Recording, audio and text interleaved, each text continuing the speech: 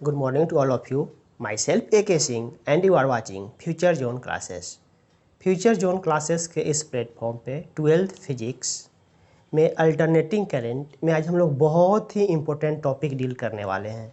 Topic है phase diagram. क्या होता है फेज डायग्राम, समझेंगे बारीकी से।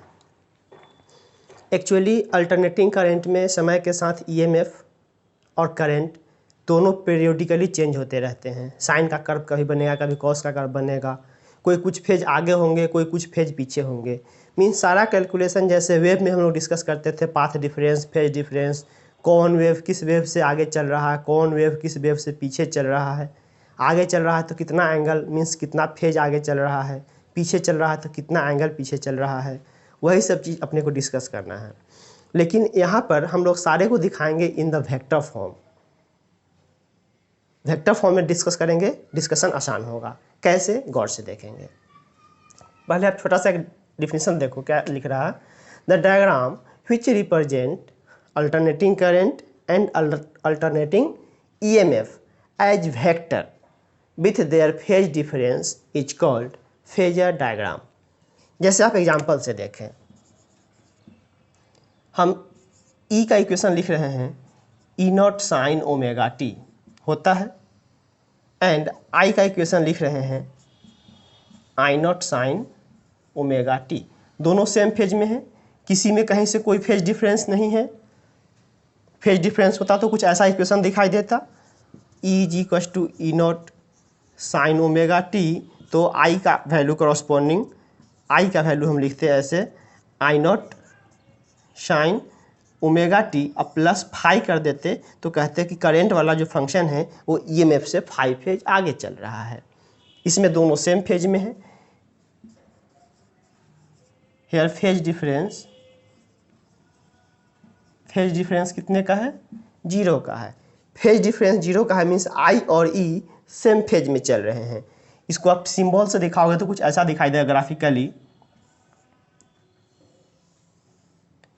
अगर ये आई का डायग्राम है तो ई का भी डायग्राम इसी पर ऊपर या नीचे होकर के बनेगा। फेज सेम है, जब ये 0 पर है तो ये भी 0 पर है, ये पाई पर है तो ये भी पाई पर है, ये 2 पाई पर है तो ये भी 2 पाई पर है। सेम फेज में है ये दोनों। कैसे फेज में है? सेम फेज में है। यहाँ पर कोई फेज डिफरेंस नहीं बना हुआ है। ये करंट है और ये वोल्टेज है, ये करंट है और ये ईएमएफ ई का ग्राफ है, दोनों सेम फेज में है। अब इसको अगर वेक्टर के रूप में दिखाएं, अगर इसी डायग्राम को हम वेक्टर के रूप में दिखाएं तो ऐसे दिखाएंगे, आई भी इसी लाइन पर है और इसके साथ ई भी इसी लाइन पर है। फेज डिफरेंस कितने का है? 0 का। 0 फेज में, एंगल के सेंस में दो पैरेलल लाइन के बीच कितना एंगल होता है? 0 डिग्री। तो ये दोनों वेव कैसे हैं? 0 डिग्री के फेज में है। डायग्राम से देखो आप ऐसे है, बिना फेज के हैं, कोई वेव आगे पीछे नहीं है। एम्पलीट्यूड आगे कम ज़्यादा हो सकता है क्योंकि इसका ई नॉट है, इसका आई नॉट है, ये वैल्यू आई नॉट है, ये वैल्यू ई नॉट है, बट फेज दोनों का क्या है? सेम है। तो इस इक्वेशन के लिए यही जो टर्म लिखा हुआ है, यही क्या लिखा हुआ है? Phasor diagram. Phasor diagram. जैसे आप इसके लिए देखो तो इसके लिए दोनों में कितने का फेज डिफरेंस है? फेज डिफरेंस 5 का है। फेज डिफरेंस जिसको हम लोग बोलते हैं डेल्टा फाई, वो कितने का है? 5 का है। और कौन आगे चल रहा है? करंट ईएमएफ से 5 फेज आगे है। तो अगर करंट ईएमएफ से 5 फेज आगे है तो इसको आप ऐसे दिखाओगे ग्राफ से, तो मान लो कि अगर ये ईएमएफ का करंट ग्राफ बनाए हुए हैं तो करंट का ग्राफ इससे 5 फेज आगे से स्टार्ट होगा। जस्ट इसके 5 फेज आगे से स्टार्ट होगा। ये इतना फाई एंगल बना दिए तो जस्ट ये 5 फेज आगे से चलेगा। इसमें ये क्या बनेगा? करंट का फेज बनेगा। अब यहाँ देखो कंटिन्यू 5 फेज मेंटेन किए हुए हैं, कंटिन्यू ये 5 फेज मेंटेन किए हुए हैं। तो इस तरीके से हम यहाँ दिखा सकते हैं कि कौन इसमें फेज आगे है। करंट ईएमएफ से 5 फेज आगे चल रहा है।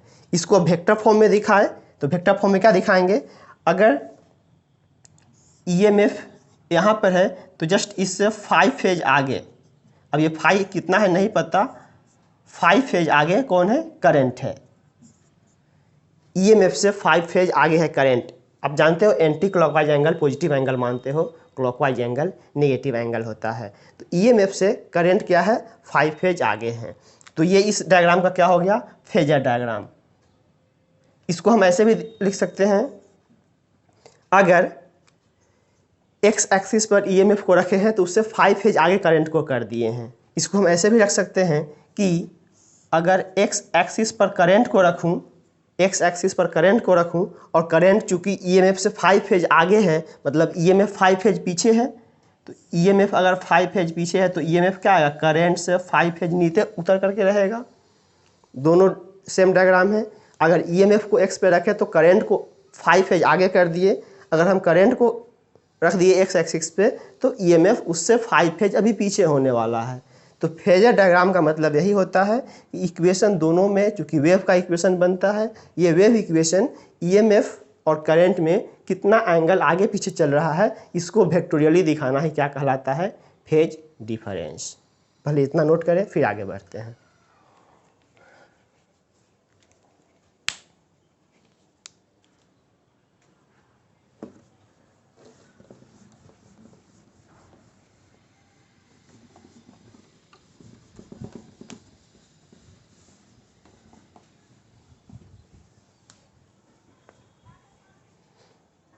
अब अल्टरनेटिंग करंट को जब हम क्रॉस कराते हैं अलग अलग डिवाइस से, जैसे मान लो कभी रेसिस्टर से, कभी कैपेसिटर से और कभी इंडक्टर से, तो जब रेसिस्टर से पास करेंगे तब आई और ई में कितने का फेज आएगा, जब कैपेसिटर से पास करेंगे तब आई और ई में कितने का फेज आएगा, और जब इंडक्टर से पास कराएंगे तब आई और ई में कितने का फेज आएगा, कौन आगे चलेगा कौन पीछे चलेगा कि सेम फेज में रहेगा, यही सब चीज़ अपने को डिस्कस करना है।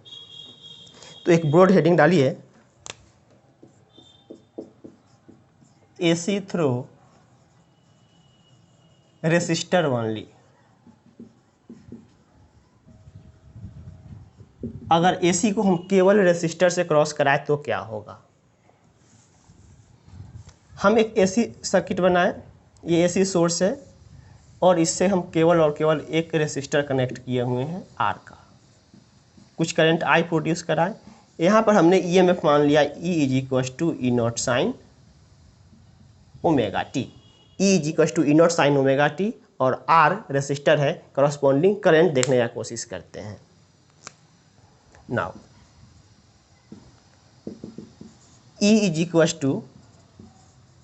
E0 sin ओमेगा टी, दोनों साइड क्या करो डिवाइड कर दो R से। I = क्या होता है E/R, I = E/R। तो क्या हम इसमें दोनों साइड अगर हम R से डिवाइड करें, E/R = E0/R sin omega T. E/R क्या बन जाएगा, किसी टाइम का करंट I, और E0/R क्या बन जाएगा I0 sin ओमेगा टी। जब हमने E का इक्वेशन ये माना तो I का इक्वेशन ये आ गया। आप क्लियरली देख पाओगे कि यहाँ E और I में कोई फेज नहीं है, दोनों में कोई फेज है ही नहीं, जीरो फेज पर ये चल रहा है। Here E and I are in same phase, same phase में है, डेट इज डेल्टा फाई निकालूँ तो क्या आएगा जीरो का आएगा, फेज डिफरेंस जीरो का जाएगा, फेज डिफरेंस कुछ रहेगा ही नहीं। अब इसको फेजर डायग्राम में दिखाएंगे। फेजर डायग्राम कैसा बनाएंगे, जिस फेज पे I होगा उसी फेज पर E भी होंगे, I और E दोनों सेम फेज में है, कोई एंगल नहीं है। क्लियर, नोट करें। तो ध्यान रहे ये एक ऑब्जेक्टिव क्वेश्चन बन गया कि जब AC को रेसिस्टर से क्रॉस कराते हैं तो I और E के बीच कितने का फेज डिफरेंस आता है 0 डिग्री का, कोई कहीं से लीड नहीं करता है, दोनों सेम फेज में होता है।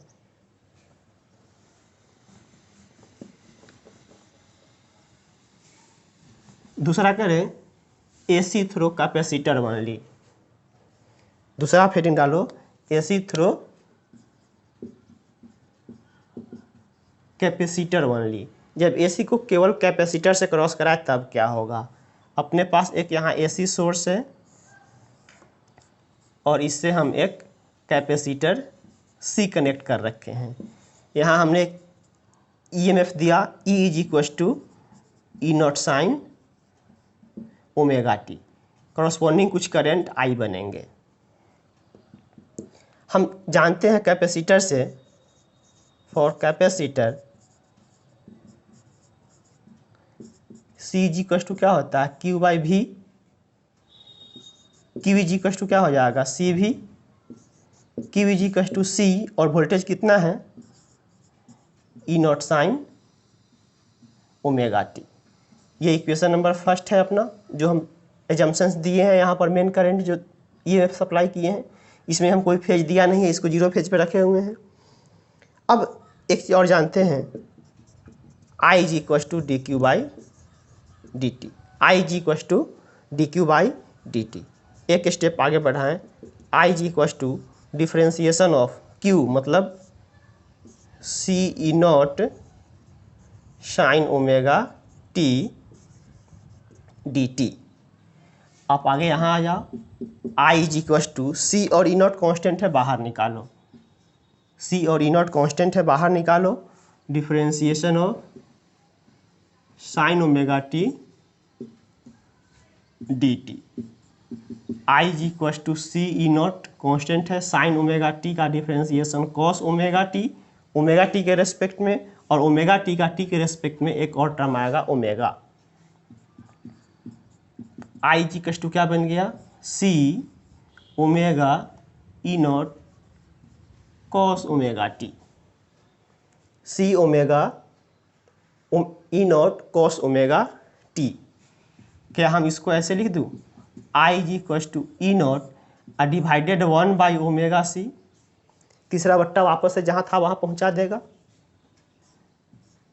इनटू कॉस ओमेगा टी को हम लिख सकते हैं sine omega T plus pi by two. Sine 90 plus theta क्या होता है cos theta, sine 90 plus theta cos theta.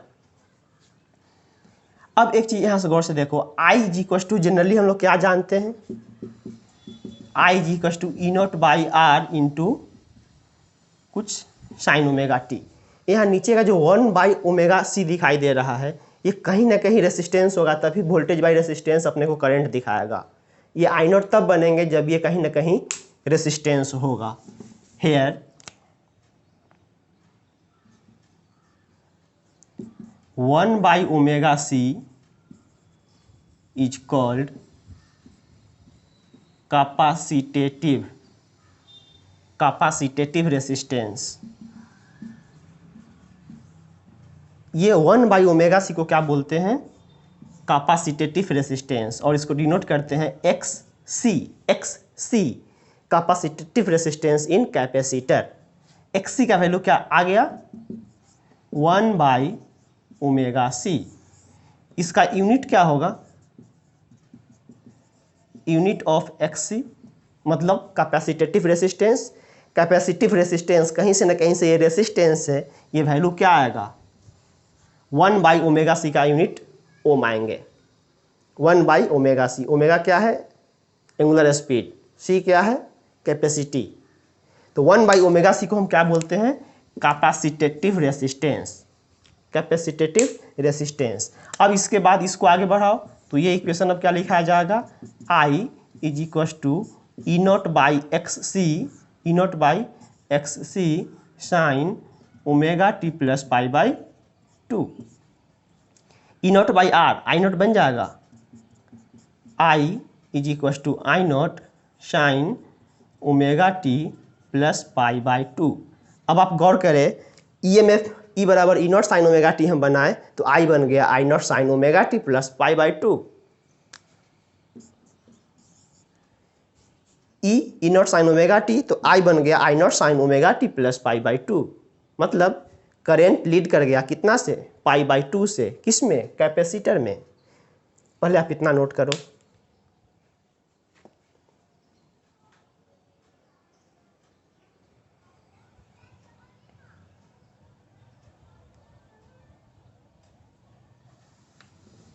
इतना नोट होने के बाद आप गौर से देखो, here from equation first and second it is clear that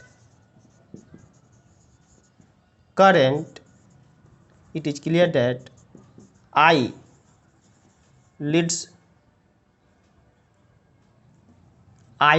E with π/2।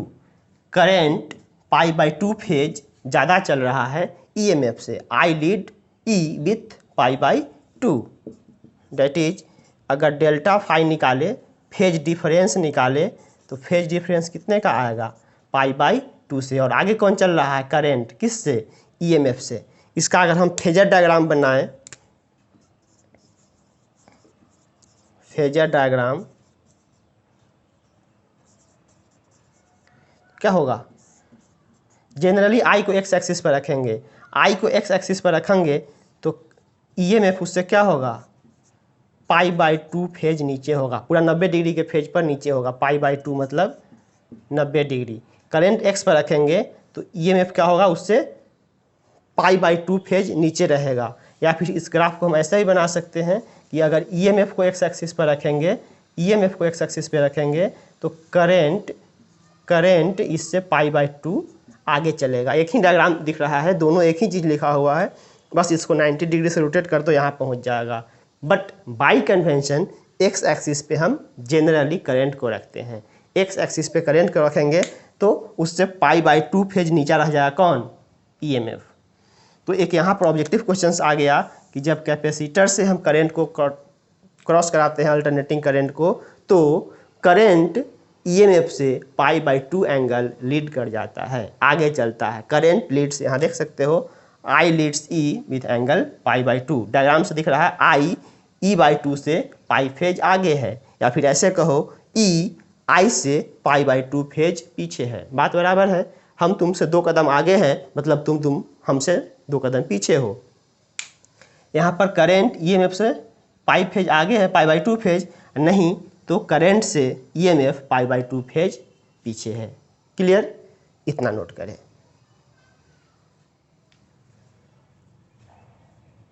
फिर हेडिंग आप डालोगे AC थ्रू इंडक्टर ओनली।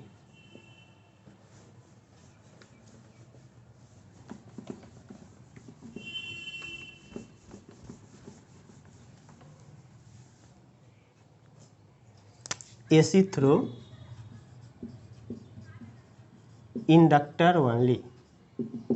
इस बार केवल इंडक्टर से क्रॉस कर रहा है। इंडक्टर मतलब कुछ ऐसा सिंबल।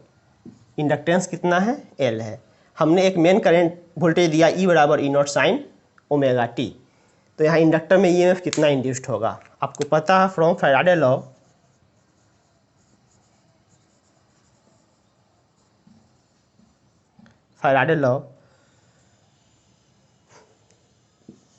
E इक्वल टू क्या जानते हो? L मैग्नीट्यूड फॉर्म में बात करें तो L इंटू DI/dt। E बराबर L into D I, sorry Faraday law नहीं, हेनरी लॉ। अभी तुरंत पढ़े हो इलेक्ट्रोमैग्नेटिक इंडक्शन में, Henry law, E is equal to L DI/dt। तो DI/dt का वैल्यू क्या हो जाएगा? E/L। DI is equal to, हमें करंट निकालने हैं, तो DI is equal to 1/L EDT, 1/L EDT। DI is equal to 1/L, और E की जगह पर डाल सकते हैं E0 sign omega T dt। दोनों साइड आप इंटीग्रेट कर दो, तो DI का इंटीग्रेशन क्या हो जाएगा? I is equal to E0/L constant है, बाहर निकालो। E0/L कॉन्स्टेंट है, बाहर निकालो आप। इंटीग्रेशन रह जाएगा किसका? Sine omega T dt, sine omega T dt। I is equal to E0/L sine omega T का इंटीग्रेशन क्या हो जाएगा? माइनस कॉस ओमेगा टी, और ओमेगा का टी का जो कोएफिशिएंट होता है वहाँ से डिवाइड भी हो लेता है। I is equals to I naught by L E naught by L into sine omega T का integration minus cos omega T, और टी का जो कोएफिशिएंट होता है उससे डिवाइड भी हो लेता है। फिर ओमेगा बाहर निकल जाएगा, means I is equals to minus E naught by omega L into cos, यहीं पे रहने दो इसको, cos omega T, cos omega T. I is equals to E naught by omega L into, इसको ऐसे लिख दूँ, sine omega T minus pi by two, sine omega T minus pi by two. आप इसको ऐसे भी लिख सकते हो एक बार करके, साइन माइनस कॉमन खींच लो, इस माइनस को आप यहाँ रहने दो, pi by two, sine pi by two minus omega T. Sine 90 minus theta cos theta हो जाता है, sine 90 minus theta cos theta हो जाता है, बाहर माइनस लगा हुआ है। अब sine minus theta minus sine theta होता है, माइनस को आप अंदर कर दो। I is equals to E naught by omega L into sine, minus अंदर गुना कर दोगे तो हो जाएगा omega T minus pi by two. और यहाँ पर इस ओमेगा एल को बोलते हैं, इस पूरे ओमेगा एल को बोलते हैं हेयर ओमेगा इंटू एल, इसको बोलते हैं X L. Omega L is equal to X L is called inductive resistance.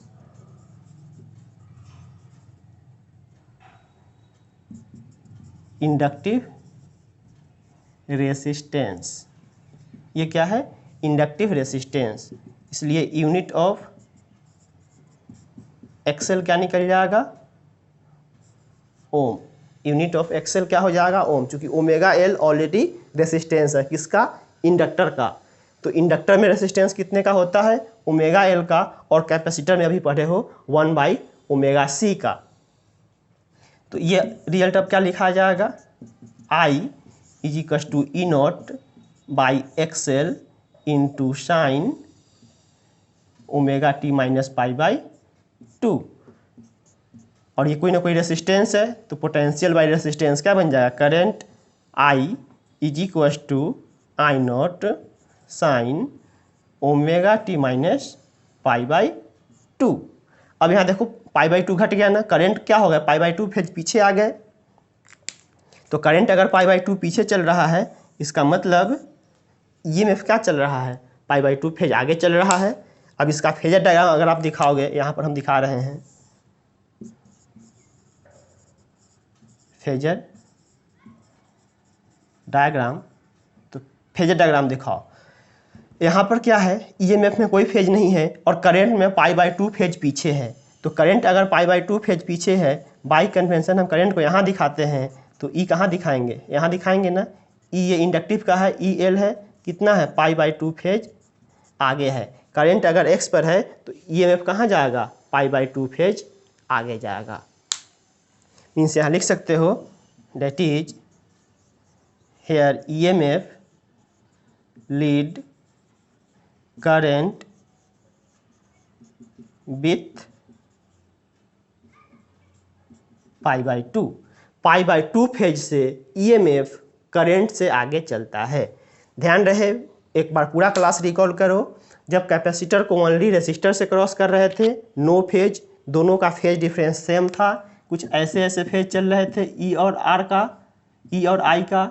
जब कैपेसिटर में गए हैं तो C for capacitor, C for current. Current lead कर जाता है किससे? वोल्टेज से। कितना? Pi by two. और जब इंडक्टर में चलते हैं तो वोल्टेज लीड कर जाता है करंट से। कितना से?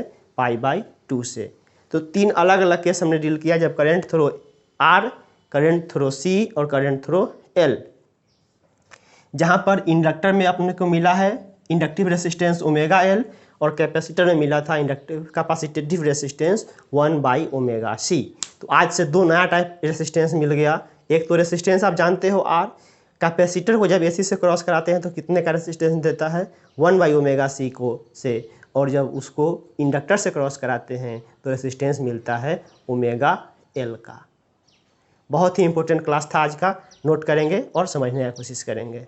फिर मिलते हैं नए क्लास में नए टॉपिक से। Okay bye.